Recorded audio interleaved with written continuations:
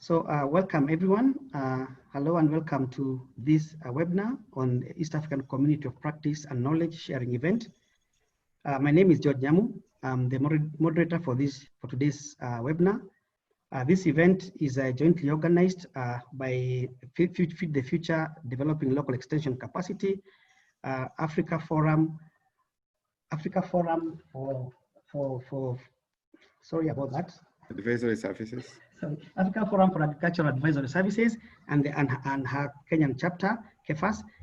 And the theme of this particular webinar is engaging youth and private sector in extension and agricultural advisory services. So as we start, I'll ask Sylvia to share the first slide, which shows the objectives of this particular meeting. And this is the first of a series of four webinars that are going to look on the role of youth and private sector and digital disruption in agricultural advisory services. We've tried to pick out the objectives for this particular series, and we identified them as to share experiences on digital disruptions and extension advisory services, to draw lessons to stimulate extension and advisory services through digital technologies, and to make policy recommendations to inform integration of digital technologies into extension policy agenda. So our presentations will be focused on these three objectives. Now, when we look at the structure of our meeting, we shall have some preliminaries for the first 10 minutes of the meeting. Thereafter, we shall have four presentations, each 15 minutes, taking about 1 hour. And thereafter, we shall have a panel discussion. And then thereafter, we shall have a plenary and a question and answer session.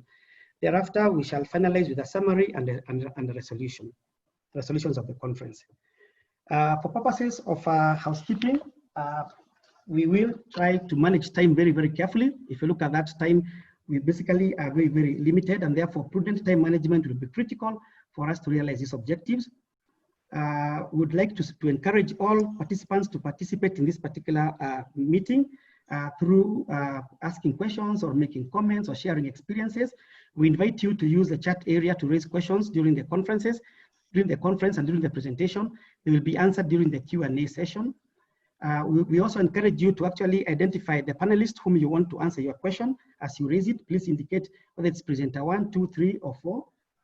And thereafter, during the Q&A, we are kindly asking you to raise up your hand, and we'll give you an opportunity to ask your question. Please be precise for purposes of effective time management. To avoid disruptions, again, we advise that you keep our microphones mute, and we want to assure the participants that the session will be available on demand after it's complete.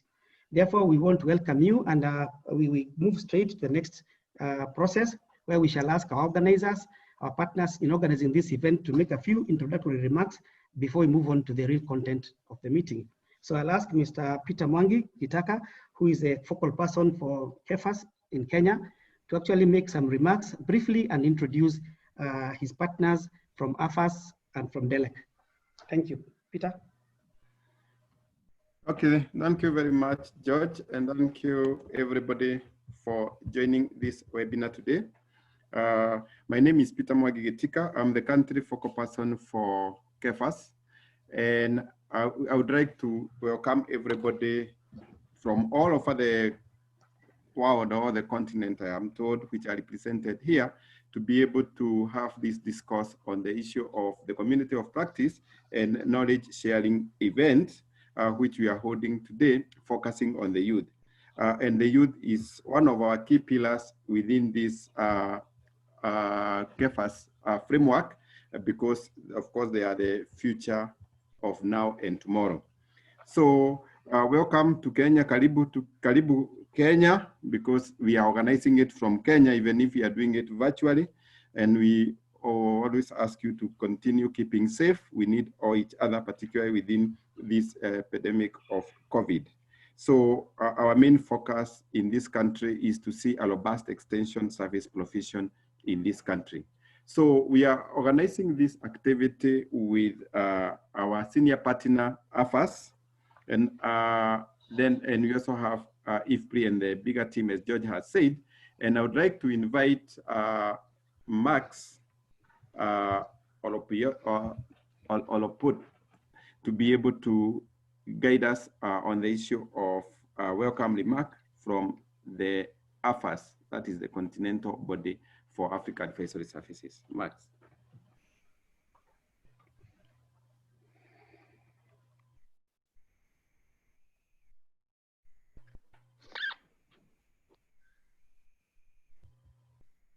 Thank you, Peter. And thank you for organizing and bringing us to Nairobi, the land of plenty, but also a land of Hakuna Matata. So, nashukuru sana. To our distinguished participants this afternoon, this evening, we are very grateful to see you. As already mentioned by the my ED is around, so I'd already told him that he will be the one to open this. So from my side, as organizer, the co-organizer of this event, we are very grateful that we are able to join the team, and this event will run as a series of webinars running up to September. So allow me to welcome Dr. Slim, who should give his words of wisdom briefly. He's not feeling well, but he has managed to connect. So Dr. Slim, please, ED AFAS, we welcome you to say a few remarks. Hello. Thank you very much, and for this invitation to welcome you. And very quickly, really, like Mark says, I'm not feeling too well, but I'm good enough. I'm available now. First, let me welcome all of you, the participants, the keynote speakers, the panelists, the presenters, the organizers, and facilitators. And also to thank those who organized this meeting, which is a very bold statement in light of the pandemic and so on. But from experiences we have gathered is that actually you can organize the meeting very effectively with very high participation. And indeed, the content is very rich and very relevant in today's world.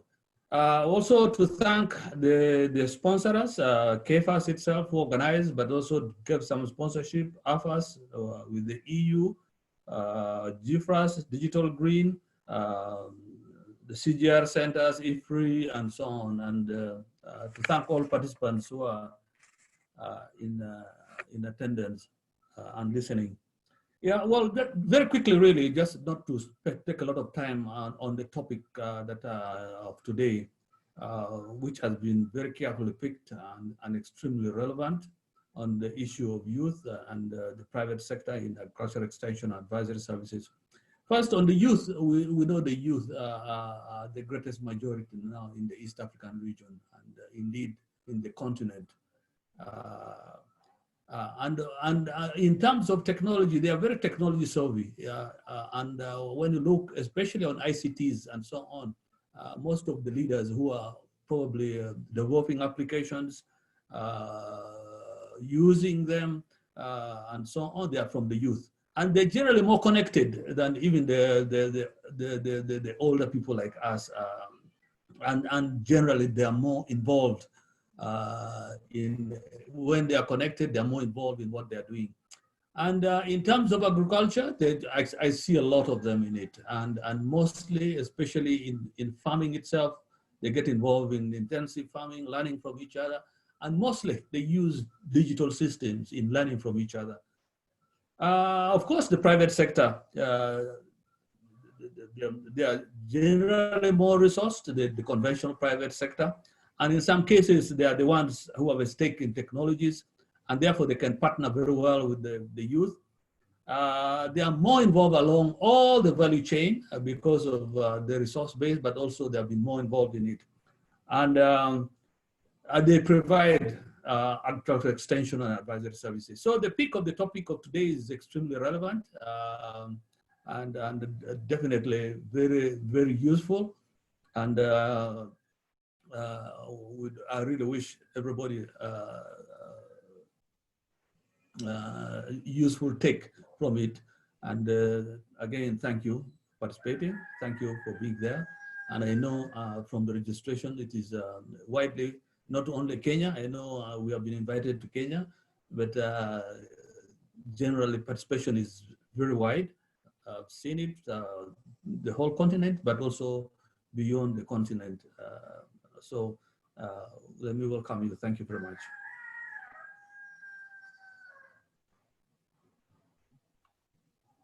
Thank you very much, Edie, and thank you for those wise words. And we, from the organizing committee, again, I want to say thank you to Feed the Future, DLAC, for bringing us together with Christine, working to make sure that this meeting takes place. And like I highlighted, we're starting today with the role of private sector. We shall be moving to other webinars, effective private sector engagement in extension, gainful use participation, and also the approaches and doubling benefits. So we look forward to the participation of the current team, but also the next one. So over to you, Bwana Moderator and Peter.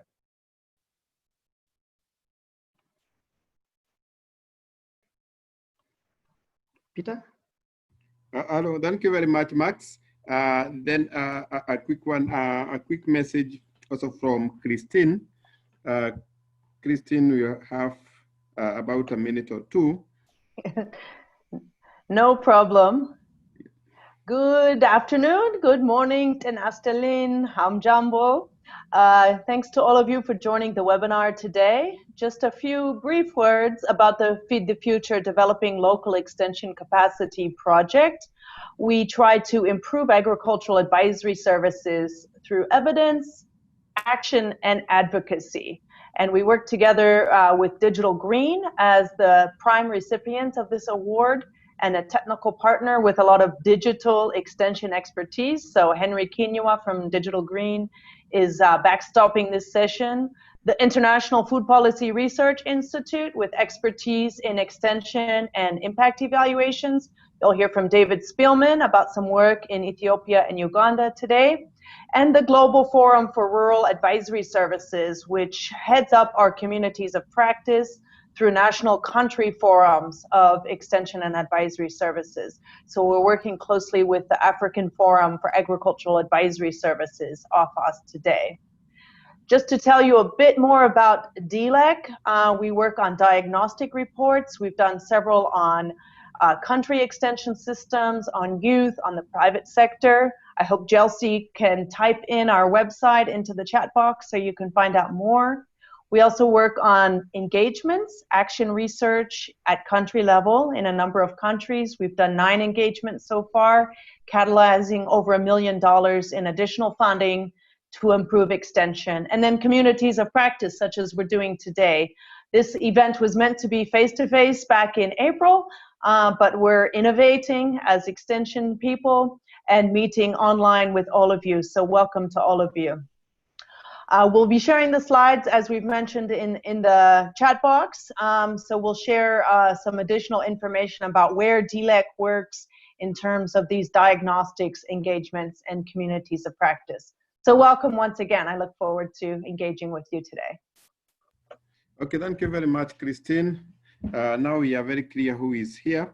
And with KEFAS, I also want to give my apology to our chairman, who has been transferred to Turkana University. So he's just getting settled. So he was not able to be with us, but I'm sure we have some board members of KEFAS who are with us. But because of time, we ask them just to light light their welcome remark on the chat box where they can. So at this time, because of time, I can see we have spent more than the time we had been allocated. I would like to invite George, or to give the program back to George Nyamu so that we can start with the deliberations. You'll be able to get KEFAS website where you'll be able to see more information about us. So over to you, George Nyamu. Thank you very much, Peter, and the entire team. We now want to move on to the content of the day, and I want to take this opportunity to invite our first speaker, that is Penina Wanja from Farming Tech Solutions Limited, who will take us through a presentation on a digital application to manage dairy business for farmers. Welcome, Penina. Okay, thank you a lot. I hope everyone can hear me. My name is Penina Wanja. I'm the founder and managing director at Farming Tech Solution, but we are popularly known as DigiCow. And DigiCow is an innovative solution that is helping us offer extension services to the dairy farmers in Kenya. Okay, next. At DigiCow, what we do is we are tackling the biggest challenge that is facing the dairy sector, which is low production. We have very low productivity. Sorry, Penina, to interrupt you. Okay. Penina, sorry to interrupt you. Are we asking Sylvia to put Penina's presentation and share the screen? Sylvia and the technical team, please share her presentation.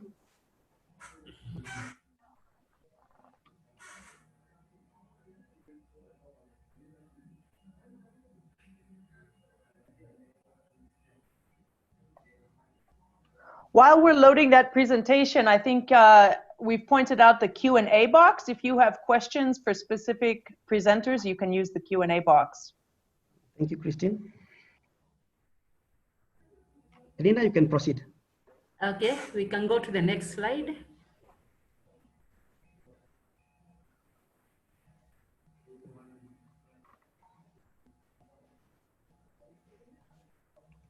Penina, you can proceed. Yeah, I'm requesting for the next slide, please. Okay.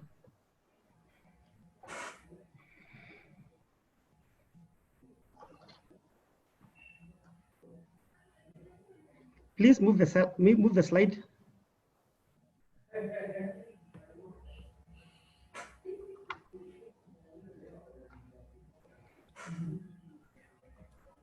Oh my.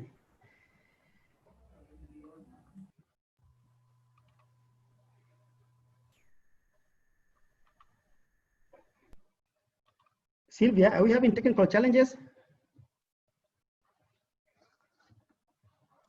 Yes, I have. I think Adria can step in.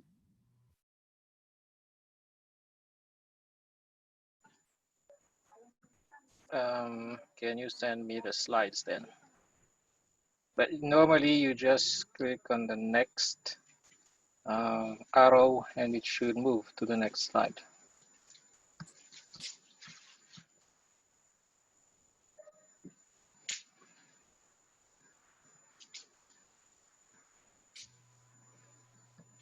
Or can Penina share maybe she can share from her side.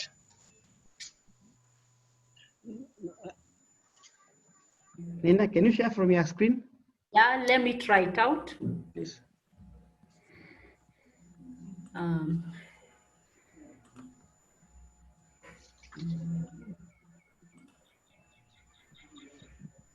Yes.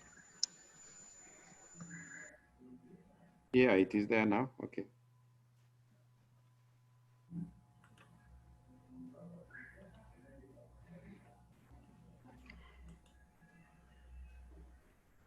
Thank you. Can now proceed? Okay, I cannot share when someone else is sharing. So I think you still need to move the slides for me.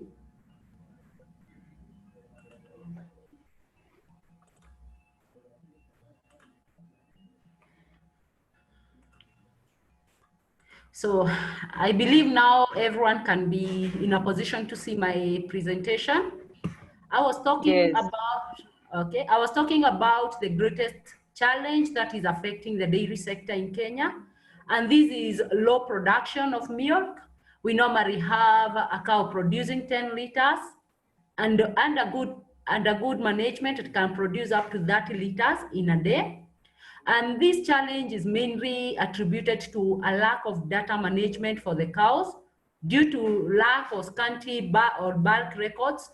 And the farmers are not able to consume these records Some farmers are not keeping records at all, and it is very difficult for farmers to make critical decisions, and they end up having cows that are not producing, that are actually a liability to the farm. We also have limited access to proven and reliable information on animal husbandry, and we have seen farmers doing trial and error method of production, which is actually increasing the production cost. And the third challenge is difficult in accessing veterinary services. And this one, we all know there is a direct loss when the cow falls sick and when it dies. And we also have delayed service delivery for the cows. So at DigiCow, we are providing solution to curb these problems. And we have one vet services. These are subsidized vet services to the farmer. And we use IT where we are able to match the farmer to the nearest vet. This vet is first of all vetted by the regulatory body in Kenya, which is called KVB. And farmers are able to access qualified vet services. The second solution is on digital artificial insemination. We all know that farmers cannot talk about improving their herd if they have the wrong breeds. So we are able to, we have digitized these breeding where farmers are able to keep very good records, and these records enables them to track very important information like the sire and the dam, especially the sire, so that we can control the inbreeding. And the platform also matches farmers to the nearest service providers, and this makes the farmer to actually access the services in a very timely manner. The third solution is about digital dissemination of information, where we have a 24-hour digital training room where farmers are able to get in, listen to a teacher, and the trainings are actually done in an entertaining way, so that we can increase the chances of the farmer getting the training and also having a memory around it. We also have online experts, and these experts are actually from the government sector, where farmers are able to chat with the local extension officer. We also have a general farmer chat room where farmers are able to interact with farmers across the country. Digital records from their own farm and real-time reports also provide a chance for farmers to get information from their own cows, and they are able to make decisions in a timely manner. Lastly, we have a system we call Tegea. Tegea is a Kiswahili word meaning you wait. And this system is basically a telephony system that allows farmers without smartphones to be able to receive voice trainings, and the trainings are actually done in the local dialect. It's also good to know that trainings are verified by Carol, which is mandated by the Kenyan government to do research and to disseminate this information. We have seen DigiCow performing a great role in ensuring digital disruption of how extension is being offered in Kenya. We do this by providing very innovative digital technologies, which I've mentioned, that are improving how operations are done. If I take the case of veterinary services, using digital platform, we are able to control the quality, we are able to control the quality, we are able to ensure that farmers are getting the services at the required time, and it is the right service. This is something you cannot be able to do if you don't have the digital platform. Can you imagine trying to manage more than 500 veterinary service providers across the country, and you don't even know where they are? So with our system, you're able to track how long the vet has taken to reach to the farmer, exactly what he did with the cow, and did he actually get to the farm? So we are able to actually track all this, and we manage the vets in a very efficient way.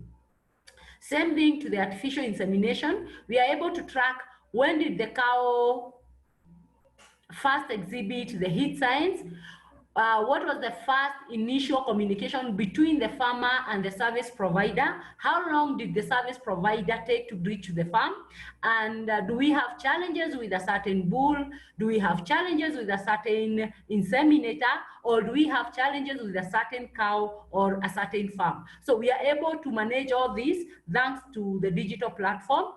When it comes to information, with the digital platforms have enabled us to provide information to the farmer whenever they want. At midnight, at 10 a.m., when all extension officers are asleep, the system is able to provide that information to the farmer. And if the farmer is experiencing something very new, maybe there is a calf that has been born, the farmer is able to log into the training room and actually get the necessary information regarding how to treat that calf and the newborn. And this is something that the conventional method of extension delivery cannot provide, because when we call in the extension officers to actually provide this kind of a very, what can I call it? When we call them to provide this kind of a service whenever a farmer needs, it can be difficult, but with digital platform, this is something that actually works in a very simplified way. Digital is also playing another key role in ensuring that we are able to invent new business models that were not there before. Like for instance, when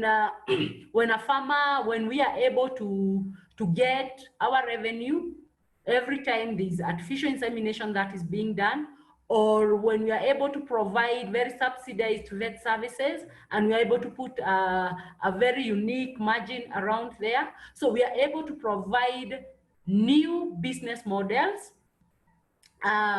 Then lastly, we are able to engage with customers who are our farmers and stakeholders through new channels. And these channels are basically digital platforms. If we look at the case of COVID that we are experiencing right now, where we are not able to actually meet farmers in big groups, but we are able to ride on the digital platforms to reach out to them and to enable stakeholders reach out to these farmers. Currently, we do mobilization through digital platforms, and farmers are actually enjoying it and they are really liking it.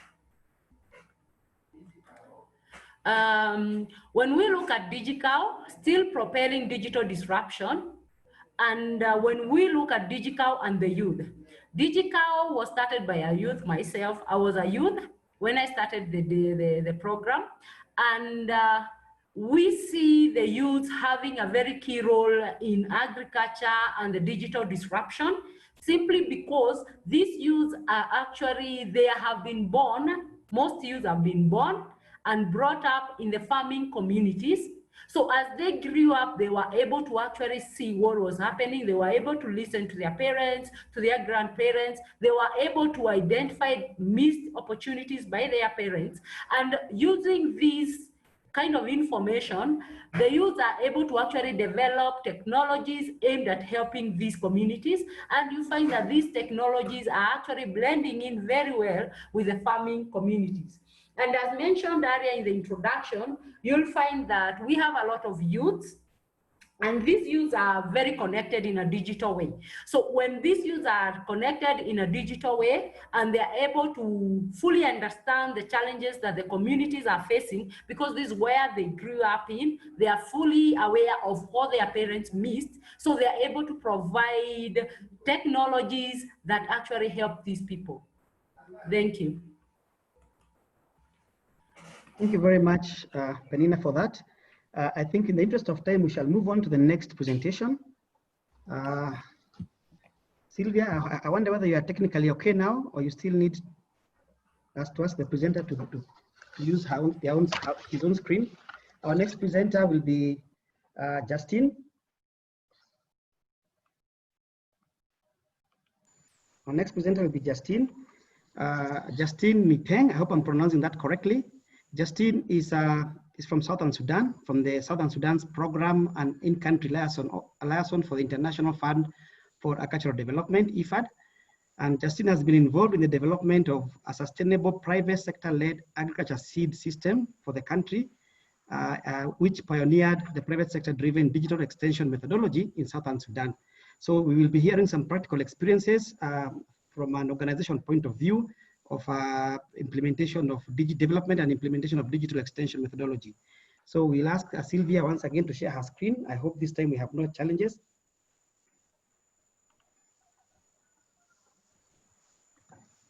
Yes.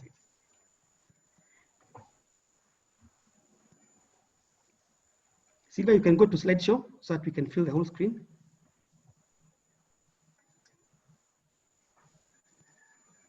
I hope Justin is with us. Justin?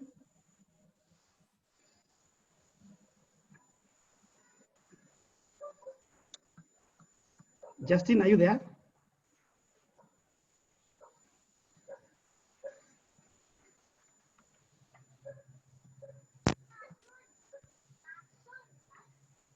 Justin?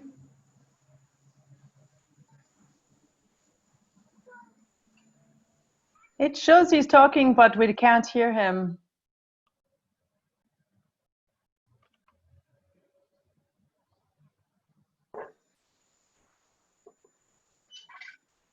Henry might have to take over. Great. As we wait for Justin to, if he can be heard, my name is Henry Kinywa. I'm the head of East Africa Digital Green.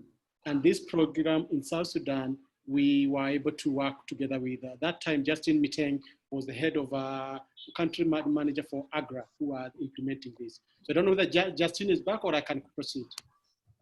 Can you now hear me? Yes, Justin, we can hear you. Yes, we can. Go ahead from the beginning. We lost you from the beginning. Yeah, I'm here now. Go ahead. So good afternoon and good morning for those who are in the morning zone. My name is Justin, as already introduced. I'm going to briefly talk about our experience with the digital extension in South Sudan. And this is going to be basically on my experience when I was managing the seeds, when I was developing the seed systems project in South Sudan. Can we go to the next slide?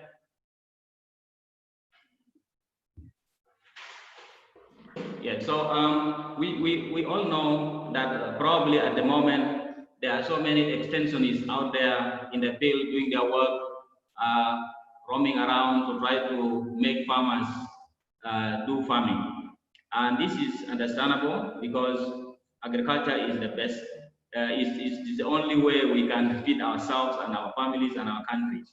So this unfortunately is always done traditionally.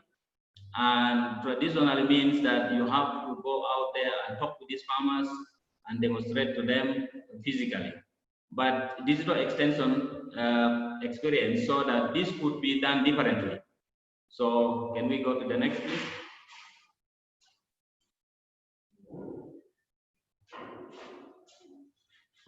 Yeah, so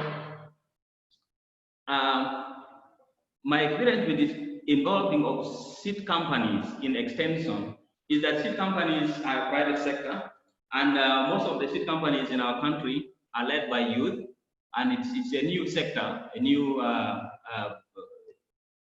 sector in the country, because seeds in South Sudan have always been imported from other countries. But this is something that we worked on to try to institute with the government as well as with Agra. And at that time, seed companies were able to use digital extension to do mobilization and training of farmers. What happens is seed companies train farmers in particular location on specific agronomic skills, including pest control and issues of quality for seeds, and use that same information somewhere else, because that is now put in video form and shared even through telephones and through gadgets that can transmit videos and voice. We also have used the digital extension to support farmers to acquire quality input.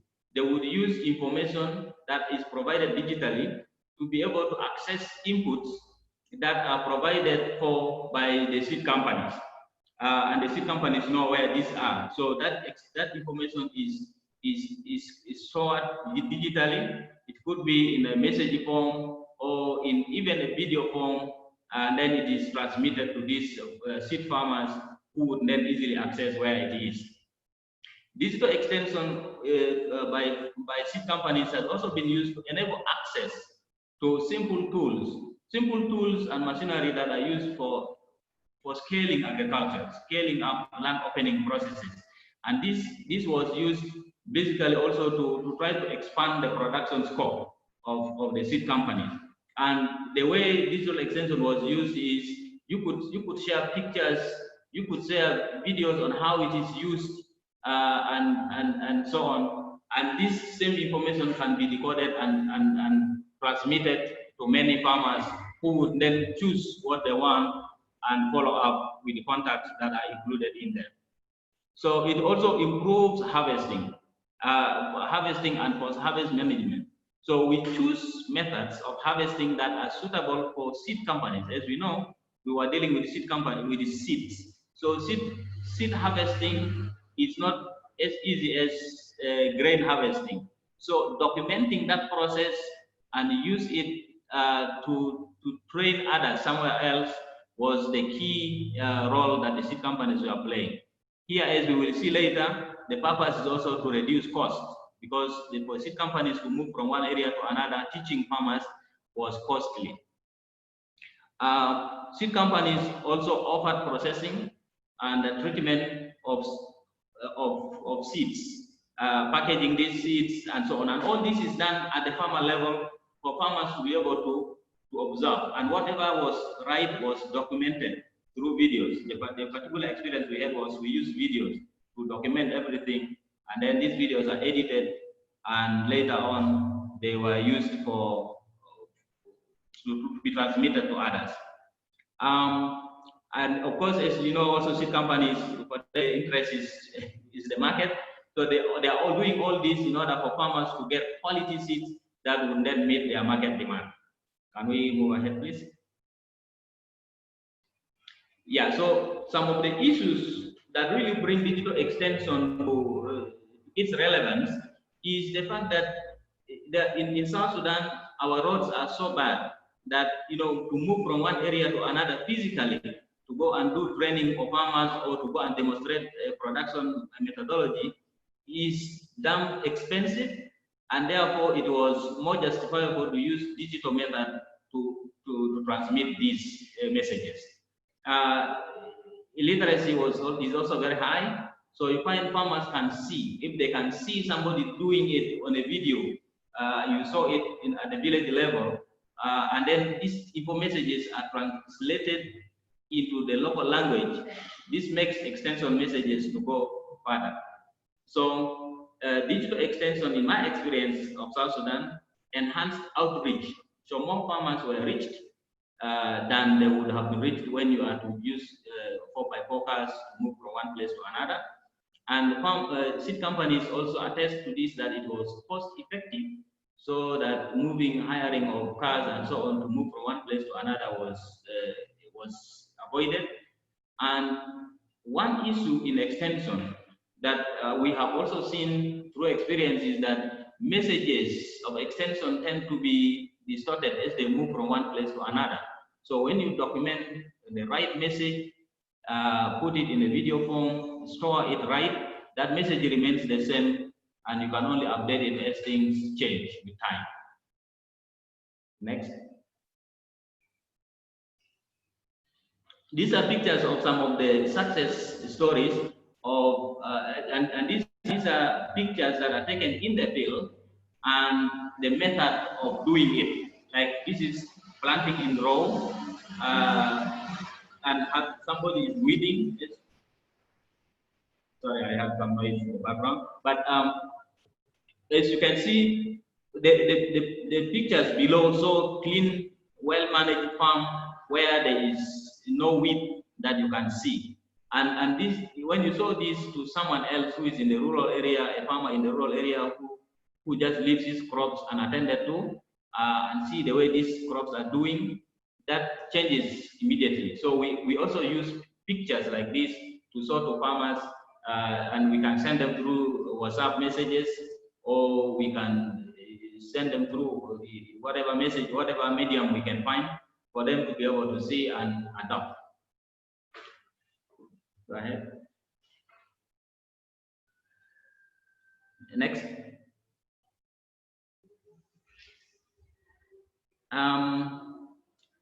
Okay, that's the last one. The last one. Please go to the previous one. There's one you missed. Yeah, that one. So as you can see here, these are the youth. I think in the pictures previously, you have been seeing that most of the people we involved in this technology in South Sudan were the youth, and actually most of them happen to be women youth. So it was taken very positive, and we had received a lot of demand for it. And I think Henry is here; he can attest to it. He was in South Sudan to launch this one.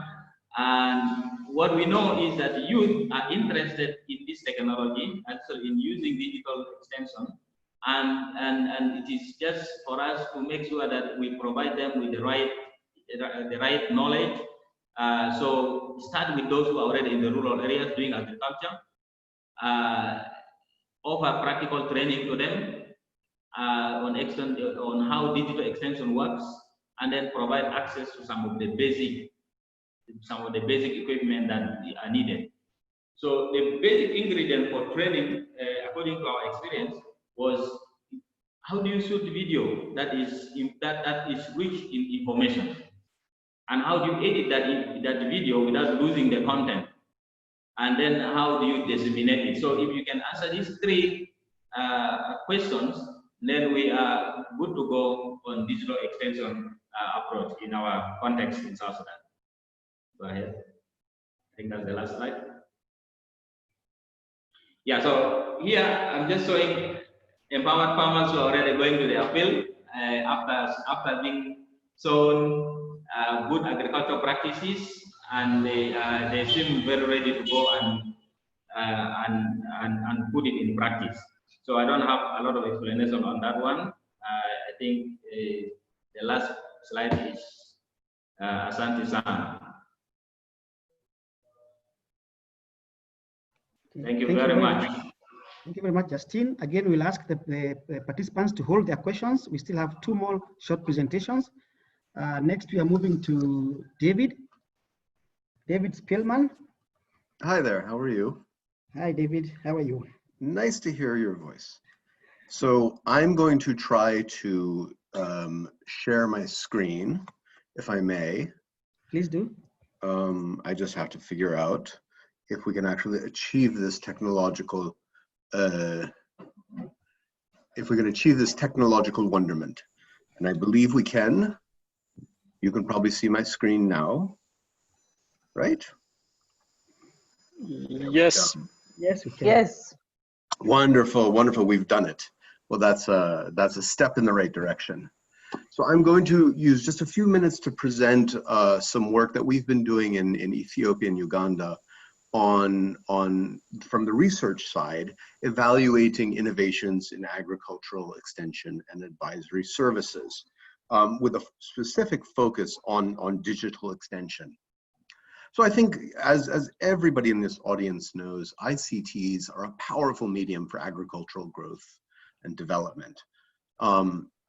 We've seen them applied in the fields of farm and natural resource management, market and price information, rural enterprise and finance, and of course, data and analytics. We all recognize their growing value to the work that we do together.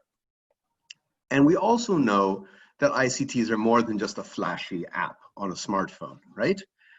We need to integrate credible, localized content, appropriate channels and mediums to reach farmers and other actors in the value chain.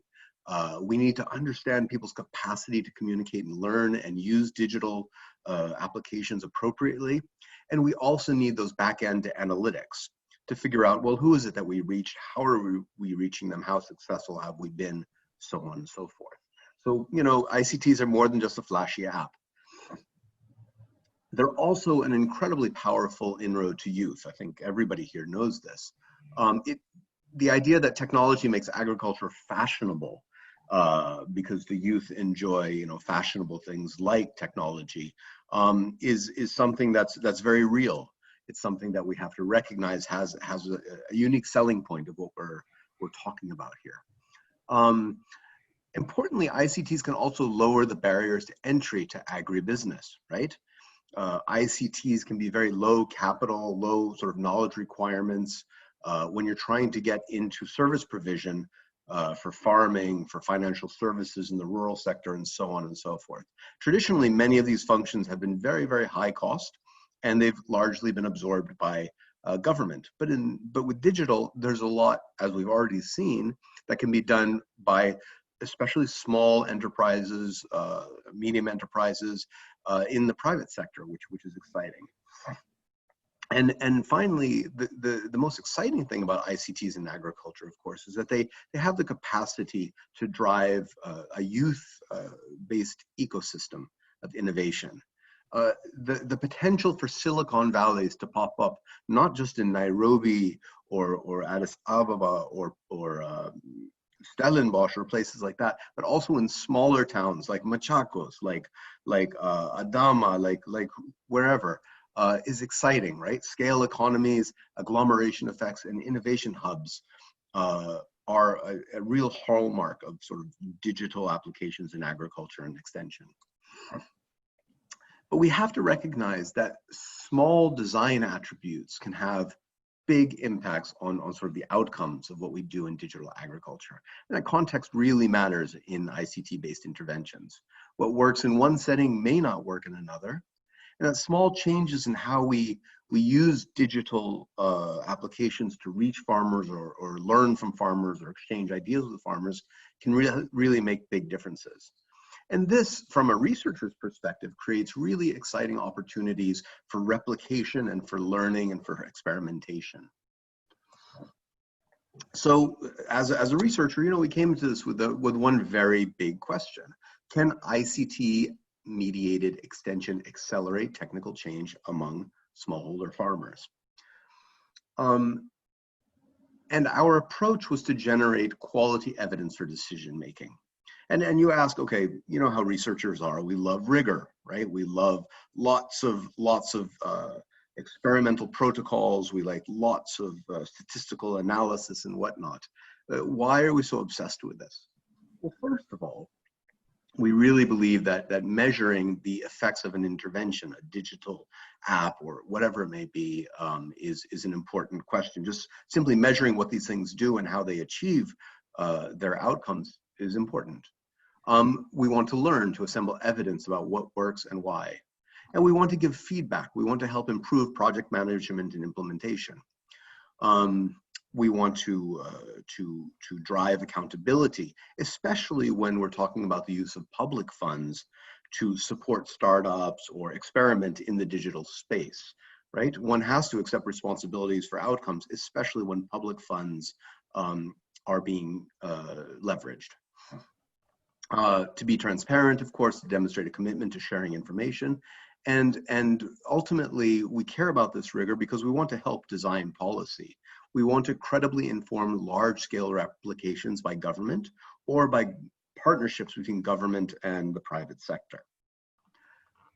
So think about any digital intervention in extension as a very simple impact pathway, although I would argue that it's really not that simple.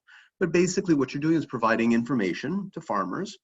This increases their exposure to new technologies and practices in agriculture. It increases their awareness, leads to greater internalization, right? More learning, knowledge, and understanding, which leads to experimentation, uptake, and adoption, and ultimately productivity and welfare outcomes.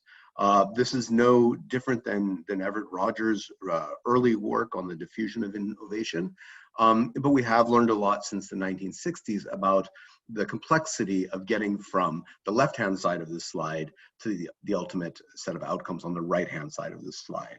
And we all know it's never a linear process. It's complicated.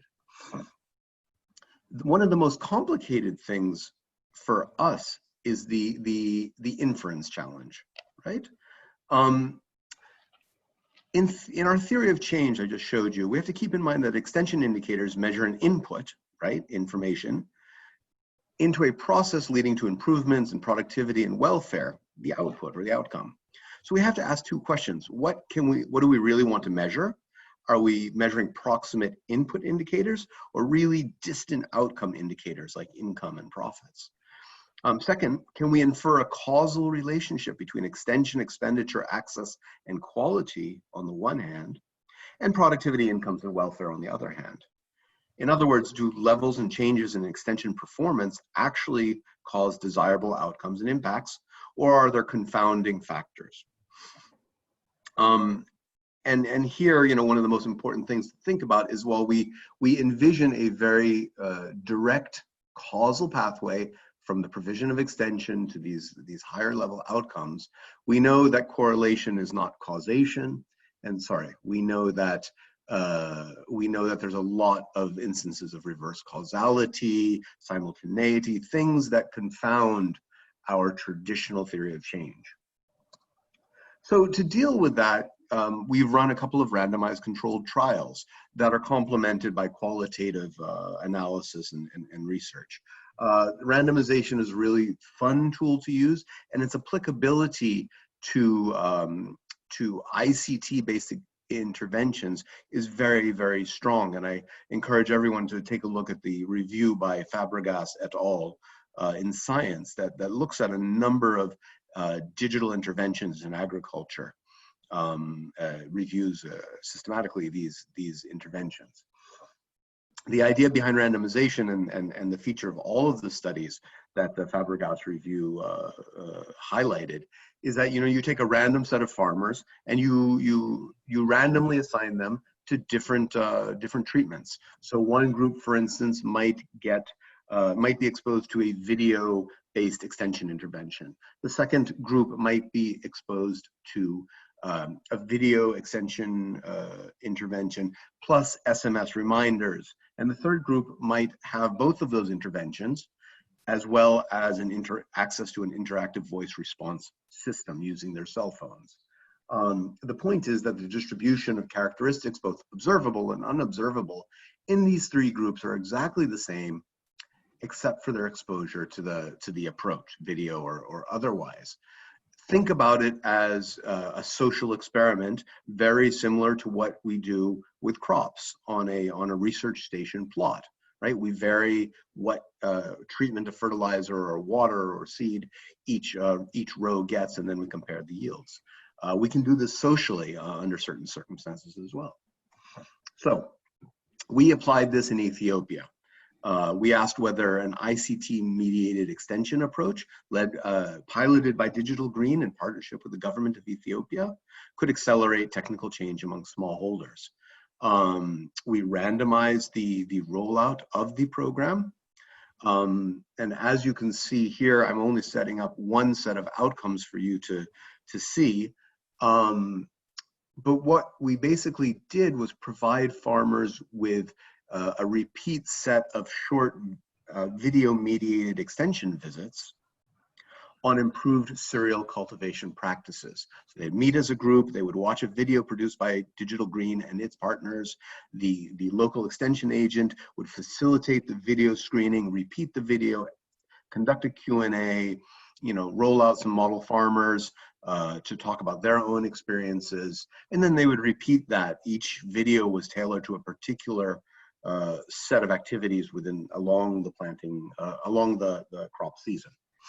And interestingly, for the three crops that videos were produced for, we found significant increases in yields for teff and wheat for farmers who resided in those village clusters where the video approach was taken, compared to farmers that resided in village clusters where the traditional chalk and talk extension approach had been taken.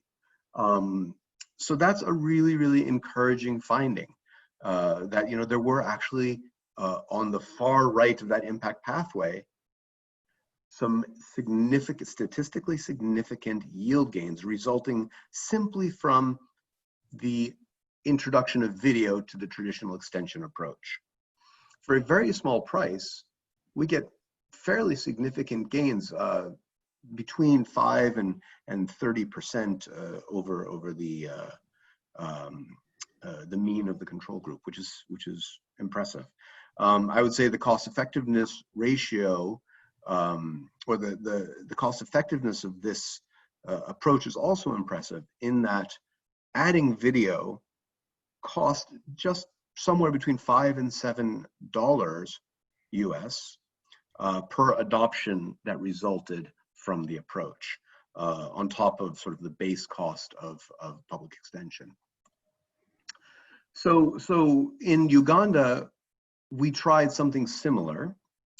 And what we did here was use multiple ICT channels rather than just the video mediated approach. One group, sort of as I was showing before in the randomization slide, one group received video-based recommendations on how to improve their maize yields. Another group received those video-based recommendations plus instructions on how to access an interactive voice response system set up by Viamo in Uganda. And then the third group received access to the video instruction, the IVR system, and SMS reminders. And the reminders were, I think, a total of 8 were sent out, you know, saying this is the time to apply a top dressing to your maize. This is the time to start weeding between rows. You know, this is the time to scout for pests, things like that. All of those were based on the standard extension package advice in Uganda and narrow recommendations.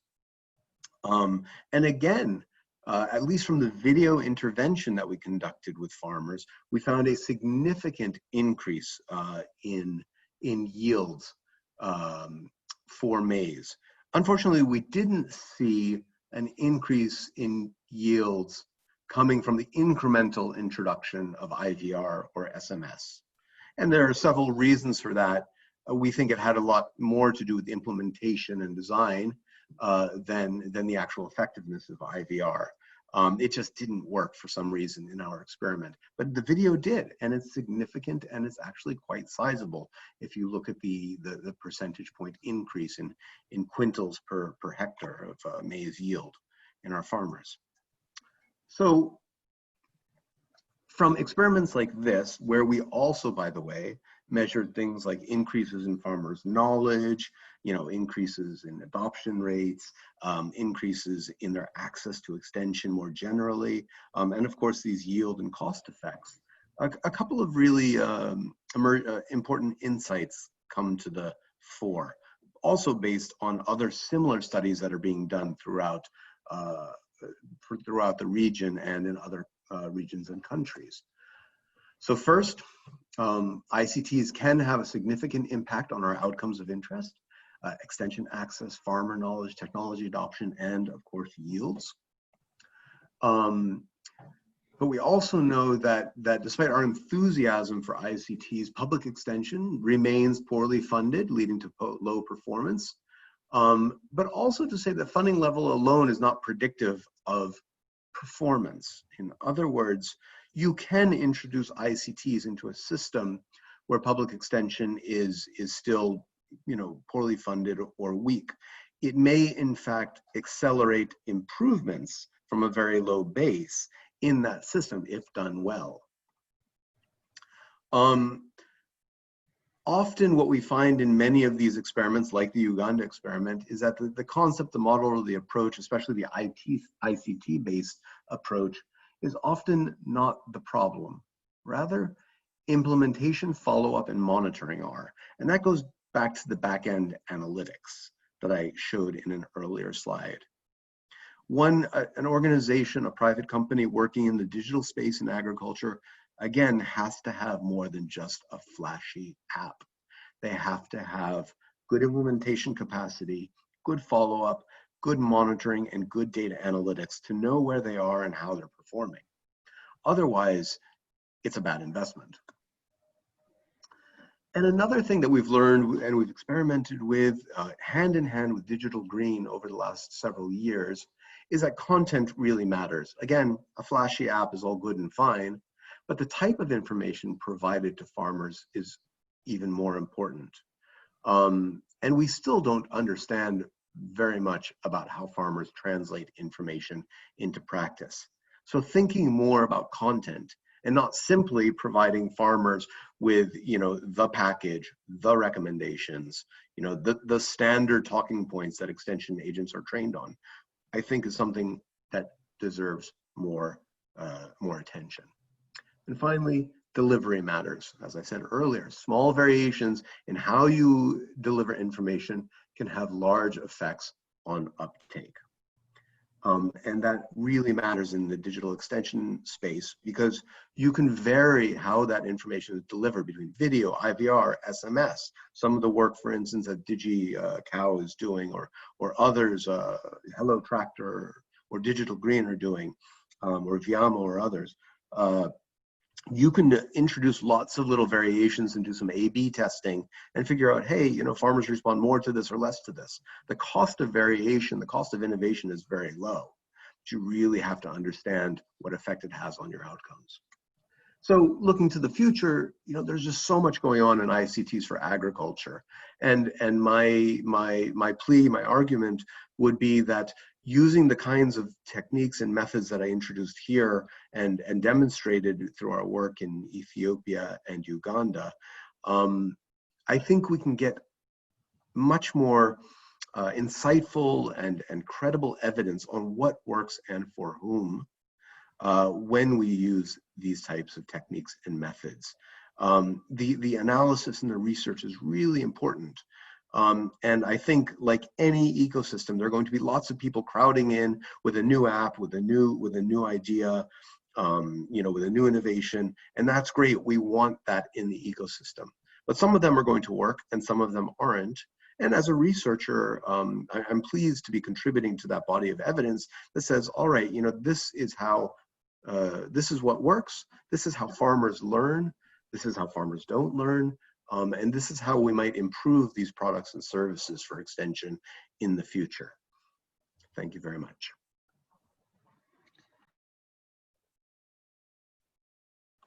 Thank you very much, David. That's quite insightful. Our final presenter today will be David Twitter. I hope David is already with us. I have seen your comments on the chat. Yes, Henry, I'm here. I suggest to share the screen from your side so that you can control the role of the slides. Okay. If you are able to. Yes, I am.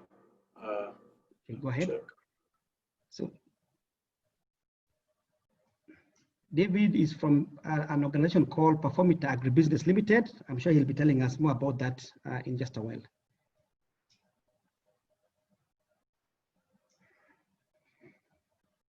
So, is my screen coming? Yes, it's there. Okay.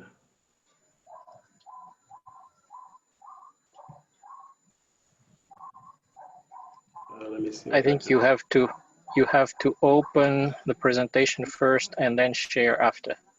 Select the screen that you want to share. Okay. So let me stop sharing first, then reorganize that. So just a second, I'm getting there.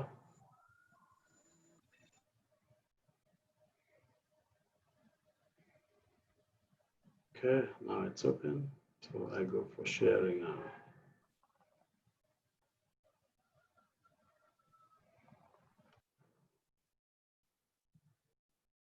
Okay, there we are. We have it now? Yes, yes, we do. Okay, good. Good, thank you. I don't know whether I put my video, but I think I'll just carry on.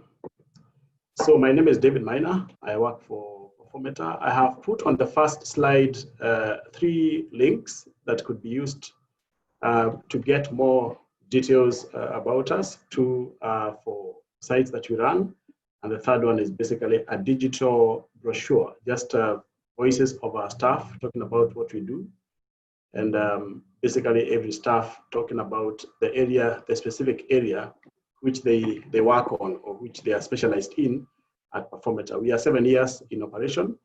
we focus only on dairy investments advisory and extension. I think I should just go to the slideshow so that's bigger for all of us. Okay, so next slide. This shows the areas that we are in within dairy. For those of you who may have interacted a bit with dairy business, it's a world on its own, a lot of many different parts. So dairy economics, just talking about how dairy makes money, fodder agronomy, cow barn construction, dairy husbandry, matters of nutrition and cow comfort and so on, herd management, from manual records to applications and softwares, and dairy financial management, where we deal with the issue of accounts and viability of the dairy. So if you look at that canvas, you see that the only thing we are not doing there is vet. We are not doing breeding. We are not doing insemination or clinical work on dairy. So because those are more licensed activities in dairy, but the others, we are doing all of them, and we have people who do the different areas that I have shown on the canvas. So at what levels do you operate? We have sector level projects. That is when we have to be involved in a project as a dairy advisors or giving an input on dairy in a development project that is pitched at the sector level. But then more so, and I must say that the sector level projects came first, right at inception. That's why it began in projects that were more involved in skilling us, giving us more skills, so that in about 2-3 years after inception, we were now able to work with commercial farms. So that blending of doing projects that are also giving us skills, we were able now to apply ourselves directly on the farms, right from the smallholder level to the commercial level. And that is what we are doing more now. I would say that right now, the activity on the farm level has exceeded our total working hours on sector level projects. Perhaps that is the future, I think. The transition, and I think that is the core of the presentation today, is how we then have been able to transition most of the services that we offer to farmers to be done in alternative ways that are not face-to-face, or that are not only face-to-face.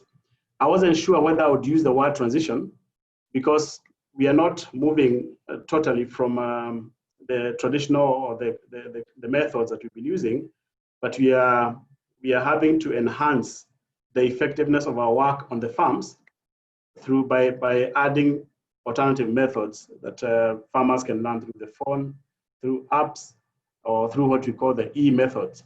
So if you see on the list of services I've put here, these are things that we have been doing. The Academy of Dairy Managers, last year or the years before, we have had about 200 youth trained to be managers in farms. And they would either be coming from a farm where they're already employed and coming to be trained, go back to the farm where they're working. Others are coming from school, coming to be trained to get a job. And still others are coming to be trained to start their own dairy farm. So mainly from where I sit, I see those 3 different youth showing up for the academy. Then the other one is the magazine, which is about 3 years now. Perhaps a few of you could have interacted with them, especially those who are in East Africa. We haven't done a lot of international, we haven't distributed out of East Africa.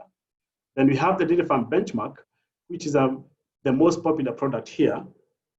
This is where you send an expert to the farm to assess the gaps of an existing farm and release a report that shows where the issues of that farm are. So we've done this for about 5 years, and it becomes popular because the question in the mind of every farmer is, yes, I have this farm, but I don't think I'm operating where I should be. Can I get somebody who can come and put in an expert eye and tell us where the gaps are? So that is one of the most frequent activity here at Performata. And then we have the herd management, which basically deals with KPIs, going to the farm, not looking at all sorts of things in the farm, but just going straight to the performance indicators of that farm. How is the milk production? How are the calves growing? What is the calving interval? How many days does a cow take before they get on heat after birth? what is the total production in a lifetime. So we have actually been setting up these KPIs as a way of professionalizing our advisory services on the farm. Otherwise, previously, it would have been, when we started, it was just go to the farm, have a very useful discussion with the farmer, but you don't discuss metrics. Then we discovered, I think, for us to be able to know whether this farm has actually improved, then we have to have a set of KPIs that are going to inform our advisory services. And if you come again, you're able to know whether the farm is improving. So that's how the KPIs, that's how we were applying that level, that product on the farms. And then finally, sourcing of fodder, dairy stock, inputs, and personnel. This is not something that we were intending to do from the onset, but what happens when you specialize as a dairy advisory company, then, and you offer all these services, farmers are going to come and ask you, could you check for me where I can get this kind of fodder? Could you get for me cows? Do you know where I can get windrows? Do you know where I can get supplements? Do you know where I can get a manager or workers for my dairy farm? So these are things that people are going to ask you, and then you discover that now you need to put a structure on it so that it becomes a product on its own. So for these products, then we had to recently, and I would say these are developments that have happened about 2 years ago, and some of them just becoming effective early this year. If you look at the Dairy Managers Academy, it is now available as an e-dairy program where all the topics that we have been training for the last 4 years are now listed and acted on video or presented on video by the trainers who have been training on these topics at the physical or the face-to-face academy. So the topics can now, someone can now listen to the topic. And I would say that the coincidence between the launch of the e-dairy program or the e-dairy academy with the pandemic, I would say it's a positive note, not because we can now make some money from it within the pandemic period, but because when we cannot now launch any physical program where managers would come, last year we had about 106 youth coming for training in 5 events because we don't do more than 20 people in one event. And now, if you look at the e-dairy program, we have reached 10 times more of that with the same topics. Of course, we cannot say that it has the same feel because the person who comes for the physical academy has more engagement with the farm. But I think that's what I mean, that the things on my left hand are now transitioned into what we have on the right hand, and then they are scaled because the numbers reached with the digital methods are more than what we reached in the previous methods. Yet we are still blending the two. The magazine has gone e, so all the articles or the entire magazine would now be available on the Dairy World marketplace. Then the benchmark, we are looking at, is it possible to have a farmer do it themselves? DIY there stands for do it yourself. No, it should be something like DIY, sorry, not DIY. Do it yourself, so that the farmer or the manager at the farm can be able to use the same template, mark themselves and allocate themselves scores based on the questions that are asked on every chapter of the benchmark. And then they share that through the electronically for us to be able to check and confirm and give a review. So what happens is that the extension people who are supporting farmers, there are very many extension people who are involved, whether they're in government, counties, or they are employed by development organizations, whoever they are out there. They can use this benchmark that we have been working with for the last 5 years to be able to assess farms, charge for it because they are going to charge for their time. But before they submit the report, they can share, they have a portal to share with us so that we can be able to give we can say it's more of a help desk before they share the report with the farmer. Then on the herd management, we came up with Calpro. I think this is very close to what Benina was presenting. I would think that DigiCow came ahead of, it was an earlier software for herd management before Calpro. But Calpro, I would say, is just based on KPIs. We just wanted to increase the number of KPIs beyond what the existing softwares were having. So that again represents, we don't have now to go and start looking at the manual records and checking how is your farm doing, how many calves is are your cows giving birth to in a lifetime. Now with the software, we're able to track all those KPIs and you're able to know which farm would require support. The intention here is to encourage this culture of recording But now instead of recording on paper, they can record on the spreadsheet, and then it is sent into the software, and we are able to see the farm data as the farm continues to operate. And then finally, we started the marketplace, which then represents or allows the user to be able to source fodder, to source for cows, to source for inputs. I'll be able to say a little more about it in the next slides. So there are three major areas which are so relevant for this presentation. The first one is the e-dairy. I'm not going to mention all the topics that are being discussed in the e-dairy, but for those who can be able to access internet, you just go to www.dairyworld.co.ke, and you'll find all these topics have been discussed. You'll see some of the free modules where you listen to an introduction or listen to a conclusion, but the topics in between, you pay 50 shillings, that's about $50, to be able to listen to one lesson, but they are charged per chapter.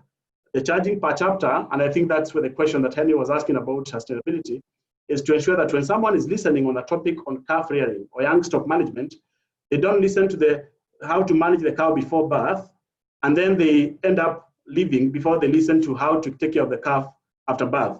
So by paying for the 4 sessions, it means that that person will actually have to listen to the four units under that topic, as opposed to allowing someone to pay for just that one A and not listen to B, C, and D, because they're going to have listened partially, yet it makes more sense when the entire topic is covered. So this is a pay-per-view program, and it is on I would say it's more on a pilot phase, so that if we see how the consumption is or how it has been received, then we know, do we continue with the pay-per-view, or do we open it up to YouTube and see how it can be supported? So we are still looking and seeing how the consumption is, but so far so good. And we think that it was a very good idea to be able to put all these programs on the e-platform. The second one is Calpro, and I have mentioned it up there. It was actually easier for me to just put it up as a dashboard so that you see how many programs are covered under Calpro. And this is what I said is just KPIs. Do you want to know milk production, fertility patterns, calf weight, then health history, the financial reports, cow data? If you want to sell a cow, are we able to know when was this cow born? At what point was she inseminated? How was the mother's productivity potential? What was the peak of the mother? All those details are able to, you can see it from the dashboard. And then we have the what I can call the fodder sourcing link. If the person is having Calpro, you can see the button on the bottom right where it has a pointing figure showing buy. When you click that, it takes you to the Dairy World marketplace, where you can be able to now find the items you want to buy. And that's the Dairy World. I could only capture that for the sake of, because it was a screenshot on the phone. But if you go to the site, you'll see more of the areas where things can be bought. So when you get here, you can now be able to book fodder. Do you want maize silage? Do you want hay? Do you want lucerne? Do you want a manager? Do you want to buy cows? Or you want to buy minerals from a certain company? The idea is to make it a one-stop supermarket so that you can be able to contact the person you want to buy from. And this is a feedback we got from people a lot of times. Now that you are the heart of dairy advisory, is it possible to make it easier for your clients who are calling every day to ask you, where can I get a good heifer? Where can I get a good manager? Where can I get a good this or that? So who can be able to do for me a cow barn design? So we put all these facilities available. And then for all the managers trained, we also put their profiles there. So that before you call the office and ask, can you get me a manager? You have already been able to go into the site, filter and see who to employ. Then you get a recommendation from us. Was this person trained in the academy? Then where have they worked before? So we keep in touch with these people. And somehow we are also very keen on how many we are able to connect to jobs if they're not working, or for those who get out of job because maybe a farm has been sold or something like that, and we can get them back to work. Others coming from school, they have been trained, they've left that connection, they just put their profile there. So what we need to think about is, how about those who are trained online? How do we certify them? Let me not use the word certification, because that then goes to approvals by the training authority. But how are we able to put a testimonial to the user of that service that this person is actually trained and they are experts. So the Data World platform, which is an online marketplace, will have all these. I mean, it has all these. It's actually operating. I shouldn't be talking like it's about to operate. David, not all the areas. Sorry? David, how much longer? I'm finished. This should be second last. Okay, so all these areas, second last slide, Henry, and then I'll be done. So these are 14 areas. You can see all what we can call the demand driven, because these are things that people are asking for. And that is exactly what we put on that page. So you click and follow, and then you get the services from the marketplace. Henry, that's it. I think that's the summary of what we are doing as far as our advisory and extension work is concerned, and how we are moving from the traditional methods of the previous methods of doing it, and now to electronic versions of doing it. Thank you very much. Thank you very much, David, and thank you to all the presenters. We now will have an interactive session. We shall start off with a panel discussion. In line with the theme of this particular webinar,